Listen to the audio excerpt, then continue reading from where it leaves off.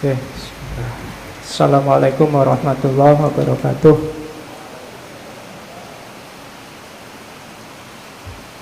Bismillahirrahmanirrahim. Alhamdulillahirabbil alamin. Wa bihi nasta'inu ala umurid dunya waddin.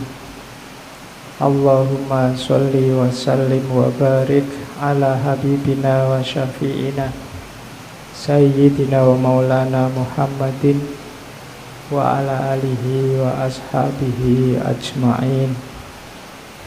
Amma ba'du. Syekh Abdul Qadir Jailani, sufi yang paling populer di Indonesia, di anak benua India khususnya. Mungkin teman-teman yang di kampung-kampung, mungkin juga sampai hari ini masih ada tradisi manakib atau manakiban. Manakiban itu membaca riwayat hidupnya beliau Syekh Abdul Qadir Jailani. Sebenarnya memang masuknya Syekh Abdul Qadir Jailani lewat thariqatnya, namanya thariqat Qadiriyah. Tapi uniknya di Indonesia itu manakiban itu tidak cuma untuk ahli thariqah Qadiriyah. Biasanya di kampung-kampung oleh kiainya ya semua ikut. Pokoknya manakiban. Meskipun hari ini banyak yang nyinyir terhadap manakib. Ada yang bilang bid'ah lah, ada yang bilang banyak hurufatnya lah, macam-macam. Biarlah yang nyinyir dengan kenyinyirannya. Kalau dibantah ya mudah gegeran. Manakib itu kan dari akar kata mangkobah. Mangkobah itu cerita tentang kebaikan atau kesolehan seseorang. Jadi manakib itu hanya untuk orang-orang baik. Tidak mungkin ada manakib Abu Jahal, itu tidak ada. Manakib Hitler itu tidak ada. Jadi manakib itu untuk orang-orang baik. Dibaca ya tidak apa-apa. Dari riwayat hidup mereka kita bisa mengambil banyak ibrah, banyak pelajaran. Nanti ada yang bilang mbok yo ngaji aja, baca Quran, baca hadis, sudah. Yo ngaji ya, baca hadis iya, baca manakib iya, kan tidak apa-apa. Yang ngelarang manakib kadang-kadang juga males ngaji, males baca hadis. Sudah, mereka sudah. Jalannya hidayah Allah itu kan lewat macam-macam. Kita kejar dari semua jalur. Entah nanti datangnya lewat mana. Mungkin baca Quran, baca hadis tidak paham-paham, diinspirasi oleh riwayat hidupnya para wali, orang-orang suci, terus terbuka kesadarannya, kan mungkin saja. Jadi itu. Jadi tidak usah galau kalau ada yang kritik-kritik. Ya yang kritik silahkan jalan dengan jalurnya sendiri. Kita punya jalur sendiri. Oke, Syekh Abdul Qadir Jailani ini dikenal punya gelar Muhyiddin. Dikenal juga punya gelar Ghausul A'zam.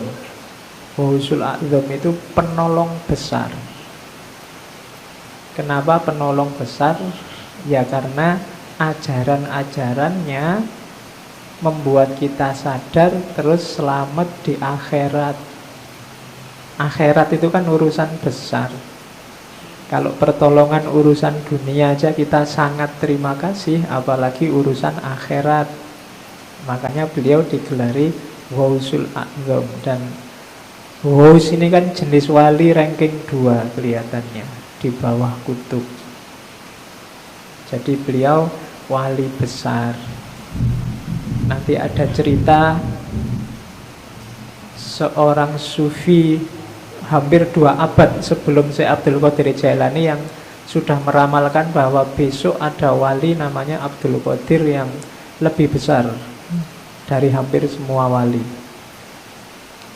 Wali ini namanya Junaid. Jadi Syekh Junaid ini satu ketika Waktu pengajian kayak gini tiba-tiba ekstase terus teriak-teriak. Kakinya ada di pundakku. Kakinya ada di pundakku. Murid-muridnya heran, ini guruku ini piye to ngaji kok tiba-tiba ngomong kakinya di pundakku. Ternyata setelah ditanya, apa tuh guru maksudnya? Oh enggak, tadi aku dapat penglihatan bahwa besok akan ada wali besar namanya Abdul Qadir. Dan kakinya ada di atas pundak semua wali. Nah, itu ceritanya Junaid. Dan beliau, Syekh Abdul Qadir Jailani ini masih apa ya, kalau di Indonesia disebut Habib mungkin ya. Karena ayahnya keturunan Hasan, ibunya keturunan Husain. Jadi dua jalur. Dia termasuk Hasaniyin dan Husainiyin. Oh itu wis berarti masuk Ahlul Bait. Ini Habibnya Habib berarti double. Ya, cuma tidak pakai gelar Habib ya, nggak pakai Habib Abdul Qadir, enggak. Dia pakai, orang menyebutnya Syekh. Syekh ini gelar universal. Di Arab semua orang tua juga akan dipanggil Syekh. Jadi tidak pamer kehabibannya, tapi aslinya sudah Habib. Sejak kecil dia dikenal sudah anak soleh. Tidak ada fase nakalnya. Jadi sudah baik sejak kecil. Kan ada cerita sangat terkenal waktu dia masih sangat muda, umur belasan tahun, pingin nyari ilmu ke Baghdad. Ibunya yang janda saat itu susah melepas anak ini masih sangat kecil. Akhirnya terpaksa dititipkan kafilah, dikasih sangu uang 80 keping uang, ditaruh, dijahit di bajunya. Pesannya ibunya, sudahlah kamu berangkatlah cari ilmu, syaratnya satu, jangan bohong pada siapapun tentang apapun. Dan di tengah jalan ternyata dirampok kafilah ini, semua barang-barangnya diambil. Tidak ada yang nganggep si Abdul Qadir ini, sampai kemudian ada perampok yang tanya, kamu punya harta apa? Masih kecil. Abdul Qadir bilang, saya tidak bawa apa-apa, cuma tadi dititipin ibu, di bawah baju ini dijahit. Jadi perampoknya heran, kok kamu diem aja, kita juga tidak percaya kalau kamu punya barang, kok malah kamu cerita.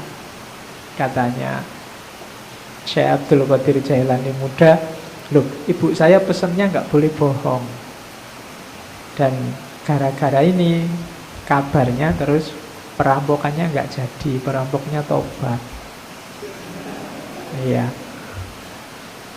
Jadi itu yang saya sebut jalur hidayah itu dari mana saja, maka orang yo nyari hidayah dari macam-macam. Jangan disalah-salahkan. Kalau amal itu amal kebaikan. Loh kan amal kebaikan yang lain banyak. Lah iya jalurnya banyak. Yang lain juga dilakukan macam-macam. Nanti dari salah satunya mungkin akan datang hidayahnya Allah. Nanti Syekh Abdul Qadir ini ada cerita waktu di Baghdad pingin daftar ke universitasnya Ghazali, Madrasah Nizamiyah, tapi nggak diterima. Ya mungkin ya kayak kalian mungkin ngelamar di kampus mana, UGM apa mana, terus ditolak. Tidak apa-apa, tidak usah galau. Si Abdul Qadir Jailani juga nggak diterima kok awalnya. Dari situ terus dia nyari guru-guru yang lain. Banyak gurunya, orang-orang suci, orang-orang terkenal.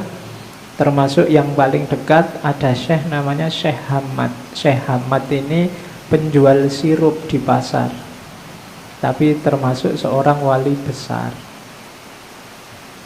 Dan nanti dari banyak wali inilah, dari banyak ulama, Syekh Abdul Qadir Jailani belajar. Awalnya sebenarnya dikenal juga sebagai ahli fikih, fuqaha, tapi kemudian mengembangkan ilmunya dan masuk ke dunia tasawuf, sampai kemudian dikenal sebagai guru besar. Ceritanya satu ketika sebenarnya dia tidak pingin ceramah-ceramah, ngajar-ngajar itu, tapi ceritanya Syekh Abdul Qadir sendiri, tiba-tiba ada dorongan kuat sekali dari dirinya untuk ngomong.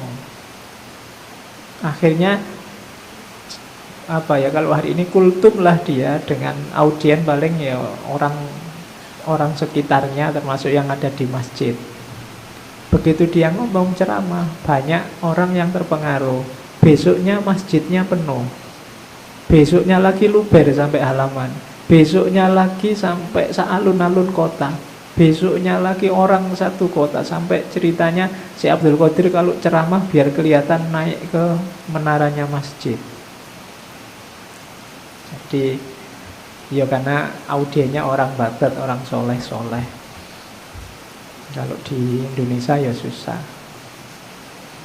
Kamu ceramah sampai capek ya, yang datang ya paling berapa zaman itu. Dan beliau dikenal kemudian sebagai wali besar dengan segala cerita. Kalau di kitab-kitab manaqib itu kan banyak cerita-cerita karomahnya. Itu yang sering dikritik oleh orang yang tidak suka manaqib. Di situ banyak cerita yang tidak masuk akal. Ya jawabannya gampang lah, namanya aja karomah. Definisinya yang khawarikul adat mesti. Ya pasti tidak masuk akal. Kalau masuk akal namanya bukan karomah. Kalau tidak aneh ya namanya bukan karomah. Itu kan sebagai bukti antara lain untuk menguatkan kewaliannya. Sama kayak Nabi dengan mukjizat. Mukjizat ya pasti nggak masuk akal. Untuk Nabi namanya mukjizat, untuk wali namanya karomah.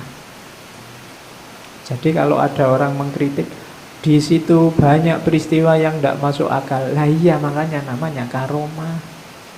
Kalau masuk akal namanya peristiwa biasa. Jadi itu tentang manaqib. Kapan-kapan kita ngomong cara menyikapi kisah-kisah luar biasa. Kalau dalam tradisi antropologi namanya mitos. Ya kadang-kadang dipahami secara harafiah kayak karomah tadi, kadang memahaminya harus secara simbolik, kadang memahaminya harus secara eksistensial. Cuma ini kapan-kapan menjelaskannya, karena frekuensinya beda. Malam ini frekuensinya frekuensi yang melampaui akal. Jadi kalau bahasanya Hussein Nasr namanya intelijensi. Intelijensi itu lebih dari sekedar akal dan panca indera. Dunia tasawuf itu tidak sekedar sampai akal. Kalau hanya sampai akal ya lahirnya kayak filsafat barat. Tapi melampaui itu. Melampaui itu bukan nggak pakai akal. Iya pakai akal tapi tidak sekedar akal. Alatnya tidak cuma akal. Intuisi juga main, insting juga main, naluri juga main, teks juga main, nas juga main. Jadi lebih kompleks. Itu yang terjadi di dunia tasawuf. Kalau dunia fikih fokusnya hanya teks. Kalau dunia filsafat fokusnya kebanyakan akal. Tapi di tasawuf semua dipakai. Itu yang bikin tasawuf agak rumit kalau dikaji. Oke, saya Abdul Qadir Jailani ini sebenarnya hobinya memang ilmu dan suluk. Cuma karena mengikuti sunnah Rasul ya beliau nikah juga. Nikahnya umur 51 tahun. Ya. Cuma nikah umur 51 nanti beliau meninggalnya umur 90. Nikah umur 51, istrinya langsung 4. Iyalah, lo kan levelnya wali mesti banyak yang mau lah. Nikahnya 4 dan nanti beliau punya anak 49. 20 laki-laki dan sisanya perempuan. Ya tinggal kamu hitunglah rata-rata berapa satu istri. Oke, berarti kan produktif kan, ilmunya produktif, tasawufnya produktif. Ya. Dan hampir semua putra-putrinya jadi orang-orang besar di dunia tasawuf. Beberapa kemarin keturunan ke-19 atau 17 itu diundang ke Indonesia. Yang saya ingat belakangan di waktu harlahnya Muslimat, itu keturunan Syekh Abdul Qadir Jailani keberapa. Terus beberapa tahun sebelumnya juga ada. Banyak yang memang jadi orang besar. Makanya kiai-kiai kalau di Jawa itu banyak yang istrinya lebih dari satu. Logikanya apa? Orang-orang ini kan dianggap orang-orang berkualitas. Nah, orang-orang berkualitas ini diharapkan melahirkan generasi yang berkualitas juga. Maka jangan sampai anaknya cuma sedikit, eman-eman. Bahasanya orang Jawa kan, yang bisa melahirkan macan kan hanya macan. Nah, orang-orang ini logikanya kayak macan. Jadi biar lahir banyak macan, anaknya harus banyak. Cuma untuk anaknya banyak kan ya istri satu mungkin agak berat, istrinya harus banyak juga. Nah, pakai alasan ini ya. Oke. Jadi kalau ada yang mau nikah lagi, saya ini tergolong macan loh. Iya, macan ompong. Oke. Jadi itu Syekh Abdul Qadir Jailani.